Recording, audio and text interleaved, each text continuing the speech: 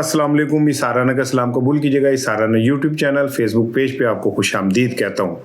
शाद रहें, आबाद रहें। ईद करीब आती जा रही है और रोज़े हमसे जुदा हो रहे हैं। आपसे एक दरख्वास्त है, मैं ना समझिएगा कि मैं कोई हीरो बनने दे लिए कह रहे हैं या कोई मेरे तुसी को जी मौलाना अब्दुल सत्तार ईदी दा मैं कोई थल्ले है उन्होंने कॉपी कर रहे। वैसे ही अगर ईद मनानी है तो किसी एक आधे गरीब के चेहरे पे कोई थोड़ी सी खुशी दे दें तो ज़्यादा बेहतर होगा। मैं तो भाई जनाब अपनी बात कर रहा हूँ, अल्लाह बाकी आपको सब हम अपने अपने अमाल के जवाब दें। असल में तो हम हुक्मरानों को तो कहते हैं ना, लेकिन हम अपनी तरफ नहीं देखते। हम भी किसी तरह कट नहीं है नवाज शरीफ थे, किसी तरह कट नहीं है जरदारी साहब, हमारे अंदर भी पूरे पूरे छुपे हुए। एनीवे आपको खुश आमदीद मेरे चैनल पे। चैनल सब्सक्राइब करते हैं, थैंक यू वेरी मच। आज बड़े दिनों बाद CM KP के जो है उन्होंने मीडिया से गुफ्तगू की है और उनका गुफ्तगू का मरकज़ जो है सिर्फ एक चीज़ थी और वो थे इमरान खान साहब। इस पर बात करूँगा। जुनैद अकबर ने आज की गुफ्तगू में कुछ अब बिलो द बेल्ट ही कहूँगा कि उन्हें, वैसे तो मैं भी कदे कदे जज्बाती होकर इस तरह की बात कर ही जाता हूँ, लेकिन जुनैद अकबर साहब ने आज जो प्रेस कॉन्फ्रेंस है उसमें कुछ ऐसी बातें की जिस पे जो हज़म नहीं होती कौम को या मीडिया को, मैं उस पर भी बात करूंगा। तीसरी इंपॉर्टेंट चीज़ जो है वो ये है कि ये जो निहाल हाशमी साहब हैं जिन्होंने अदलिया को गालियां दी और फिर इनकी सेनेटरशिप खत गई, फिर इन्हें कैद भी हो गई, इन्होंने इदारों के ख़िलाफ़ भी बहुत कुछ कहा तो ये जो एक हम रेड लाइन बनाने की कोशिश कर रहे थे कि भाई इदारों के ऊपर कोई भी बात करे उसको माफ़ी नहीं है, तो सवाल ये पैदा हो रहा है कि क्या निहाल हाशमी साहब को माफ़ी है कि वो इदारों या इदारों के अफसरों के लिए जो मर्ज़ी कहें और फिर गवर्नर भी बन सकते हैं। और इसके पीछे एक इम्पॉर्टेंट चीज़ और भी है। इतलात ये है कि आने वाले दिनों में पंजाब और KP और बलूचिस्तान के गवर्नर भी बदलने जा रहे हैं। अब इन सारी चीज़ों को अगर आप सामने रखें तो मुस्लिम लीग नून जिस जल्दी में नज़र आती है और ये गवर्नरशिप वगैरह तब्दील कर रही है, इसको आप देखें, मैं आपको समझाऊं। पीपल्स पार्टी ने बारीक वारदात क्या डाली कि उसने तमाम आईनी ओहदे अपने पास रखे, जिसका मतलब ये होता है कि हुकूमत चली भी जाए, पार्लियामेंट टूट भी जाए, तब ये ओहदे बरकरार रहते हैं। मिसाल के तौर पे सदर मुमलिकत को कोई नहीं हटा सकता, चेयरमैन सेनेट को कोई नहीं हटा सकता, ठीक है ना, जो मुख्तलिफ जगहों पे गवर्नर्स बैठे उनको कोई नहीं हटा सकता। अब उन मुस्लिम लीग नून को कुछ सियाणों ने, वैसे तो सियाणों का कोई ताल्लुक ही नहीं है मुस्लिम लीग नून से, अगर उन सियाणों को कोई ताल्लुक होता तो वो मुस्लिम लीग नून को ये कभी मत ना देता कि आप पाकिस्तान की तारीख के सबसे मकबूल तरीन वज़ीर आज़म के ख़िलाफ़ एक साजिश का हिस्सा बने, फिर मुँह पे कालक मले, फिर मल दी जाओ, काला की ना मुके, ठीक है ना। वो एक चोर पकड़ा गया, उसको गाँव वालों ने कहा कि अनु खोते ते बिठाओ ते 20 पिंडा ते फिरे लो आओ, उसकी बीवी रोने लगी तो उन्होंने कहा वो रोईदा नहीं होता, हिम्मत कर तू बस पराठा पका, मैं 5 मिनट घूम के आया।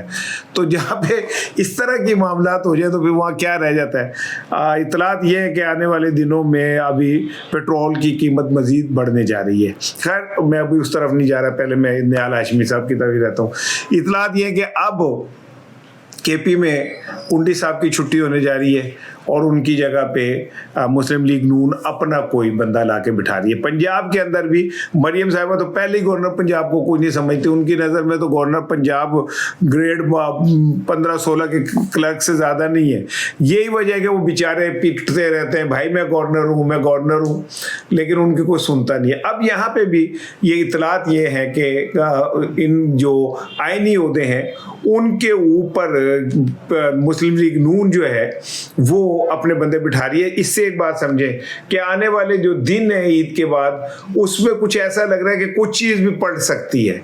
अच्छा, मैं उन यूट्यूबर में से नहीं हूँ जो ऐसी लंबी लंबी छोड़ देते हैं कि बस फिर मैं अल्लाह माफ़ करे, जैसे मैं 2 दफ़ा 3 दफ़ा जिक्र कर चुका हूँ कि एक यूट्यूबर ने तो आर्मी चीफ से मुलाकात भी करवा दी इमरान खान साहब की, कुछ ने कुछ पता नहीं क्या क्या कह दिया। लेकिन मैं तो आपको जो जेन्युइनली रैशनल होके जो मुझे सामने नज़र आ रहा होता है मैं उस पर आपसे बात कर रहा हूँ।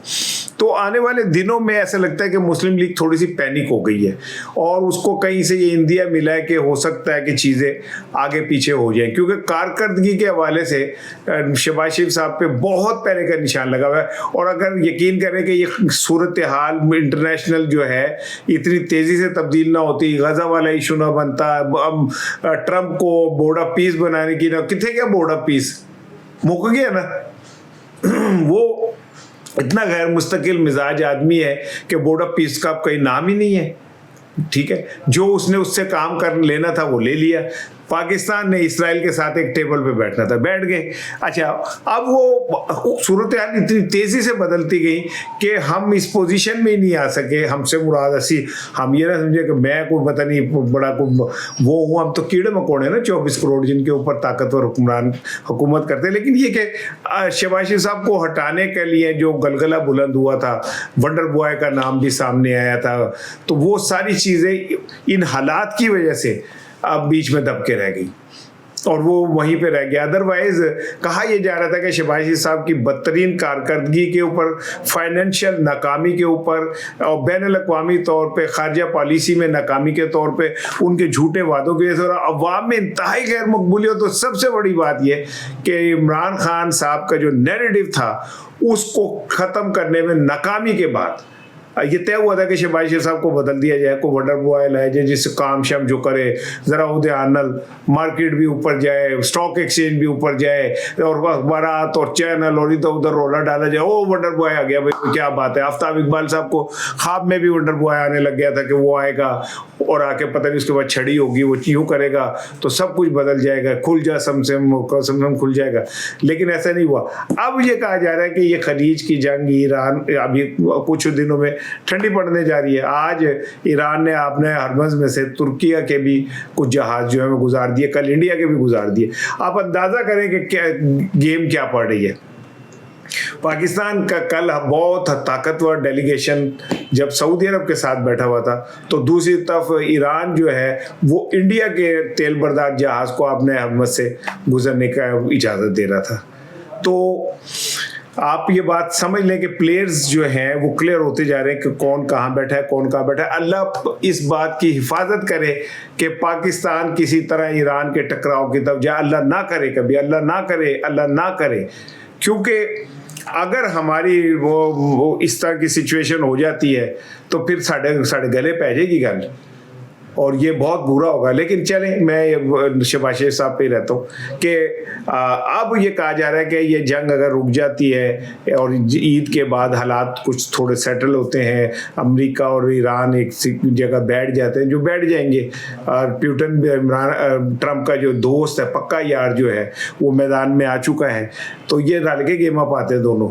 तो उसके बाद कहा यह जा रहा है कि पाकिस्तान के बदतरीन मुआशी हालात के बेहतरी की कोशिश के लिए फिर कोई एक चेहरा सामने लाया जाएगा जिससे ख्वाब वाबस्ता किए जाएंगे। शहबाज शरीफ साहब और नून लीग का हो सकता है खात्मा बिल खैर हो।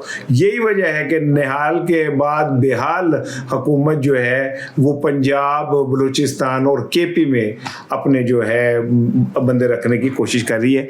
यहाँ से एक चीज़ और भी है कि जैसे ही पंजाब में या केपी में गवर्नर बदलने की कोशिश होगी, वैसे ही पीपल्स पार्टी जो है ना वो खड़ी हो जाएगी। और एमकेएम तो खैर बेचारे, उनकी तो क्या चेपिदी शोरबा, उन्होंने क्या एहतजाज करना है, पुरानी तनख्वाह के ऊपर ही काम करते रहेंगे। लेकिन पीपल्स पार्टी अपने इन आइनी उहदों को खोने के चक्कर में फिर नून लीग के साथ उनका एक बहुत बड़ा क्लैश जो है वो डेवलप होगा। अब आप ये कहेंगे जी और ना क्लैश उठते बैठे लोग ख़त्म कर नहीं, लेकिन ऐसा नहीं है।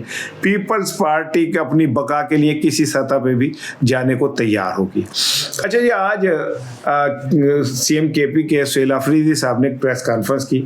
उन्होंने कहा जी बड़ी हो गई, आपने हमें कभी इमरान खान के हेल्थ रिपोर्ट, कभी बोर्ड, कभी अदालत से मिलने का इम्कान, कभी इस पे लगाए रखा, लेकिन अब हमारी बस हो गई है।